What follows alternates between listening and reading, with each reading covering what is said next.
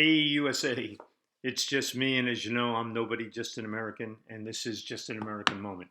This is the podcast where we ask the questions the mainstream media refuses to ask, and we provide the answers and solutions that the political class either can't or won't. Today, we're going to talk about the big lie. The big lie. You all know what the big lie is. Well, you're like most nobodies, just Americans. You're probably saying, which big lie? Because God knows there's enough of them out there. Well, given the DOJ has just decided to sue the state of Georgia for the enactment of their new voter laws, suggesting that these laws are designed to discriminate against Black Americans, who they suggest are incapable of getting a voter ID. I think that's the big lie that we're going to talk about.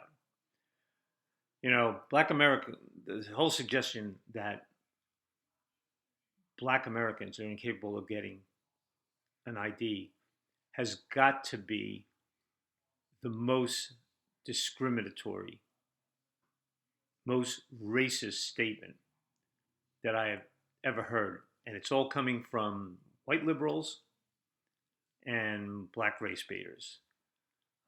The mere suggestion should be an insult to all Black Americans. But the biggest lie of all, the biggest part of this whole lie, is that voter ID has something to do with Black Americans.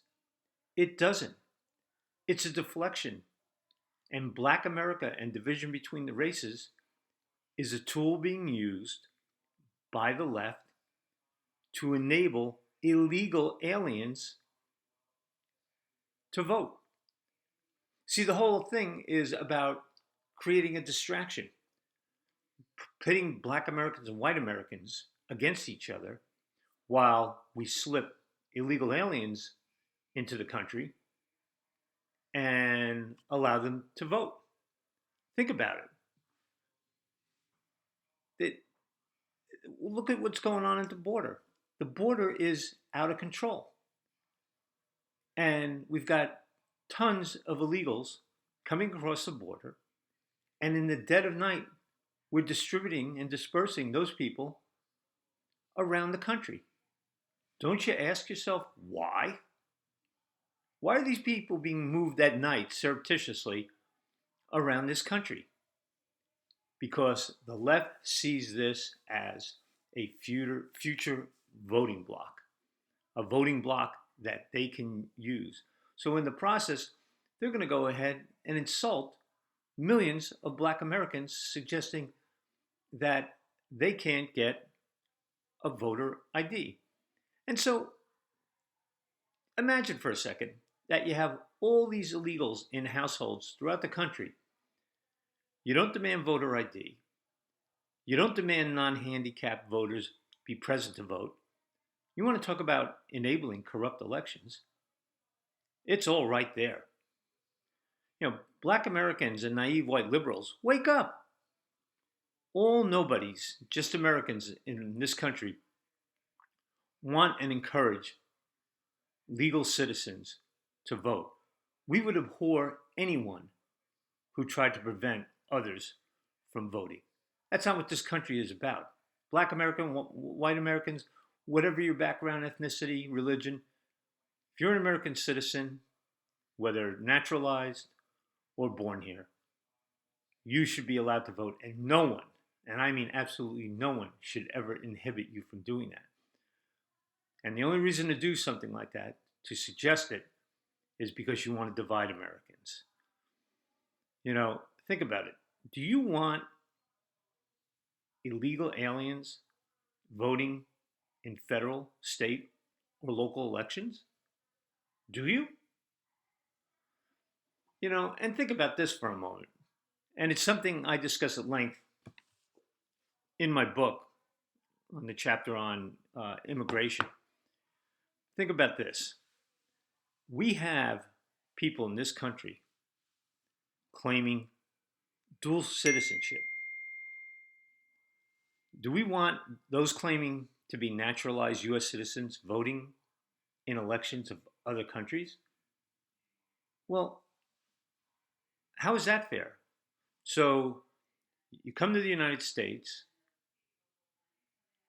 you become an American citizen, but then you go, no, I'm a dual citizen.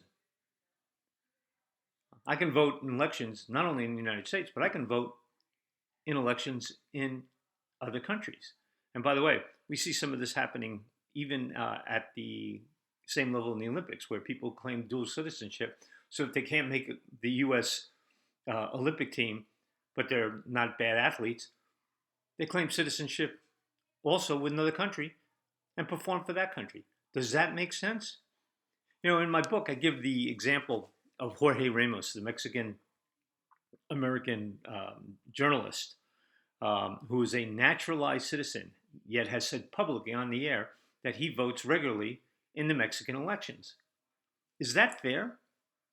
What impact does that have on voting for candidates when it comes to influencing U.S. Mexico policy? You're going to vote for ones who favor both sides of your argument. I mean, can you, as nobody, just an American, vote in other countries? You can't. And yet, these people claiming dual citizenship do. Why isn't anybody doing anything about this? Why aren't our representatives even mentioning it? You got to wonder. Why is everyone silent about this fact? The left in America has tried to make voting rights an issue of black and white. It's not. And to believe so is nothing short of ignorant, an attempt to perpetuate and lie about division in America. Ask yourself, why are they doing this? Why are they trying to divide this country? Where's the benefit? Well, you know where it is. I don't think I have to answer that one for you. This is like early voting. Given the day-to-day changing environment and dynamics of elections, particularly in presidential elections, why would we allow people to vote 1, 2, 3 months before an election? Don't be stupid enough or naive enough to believe this is all about convenience for you, the voter. It's not. There is always an ulterior motive, and it's political. For most of my lifetime, almost 3/4 of a century now, American elections were run smoothly and effectively on one day. By the morning of the day after the election, we knew who won. Probably in 99.9% of the cases. Efforts to change how we conduct elections in the past years have led to corruption and politicalization. They have undermined the integrity of our country and our election process. So I'm just nobody, just an American. But I have some ideas that might help in the short term. And by the way, I do not cover all of them. But let me go down a list of just a few things I jotted down. Maybe you agree, maybe you disagree. Election Day should be a national holiday. And it is the day when all eligible voters, which means U.S. citizens, naturalized U.S. citizens, and citizens of U.S. territories can vote and vote in person. Although each state controls their voter rules, polls should open at midnight and close at midnight. I have some ideas, too lengthy to discuss on this podcast, about how you could do this, because obviously we have lots of different time zones in the U.S. There's a way to do this effectively.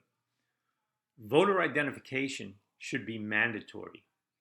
It can be any form of state or federal ID. Now, you can get these almost anywhere, and think about all the places where you require an ID to begin with.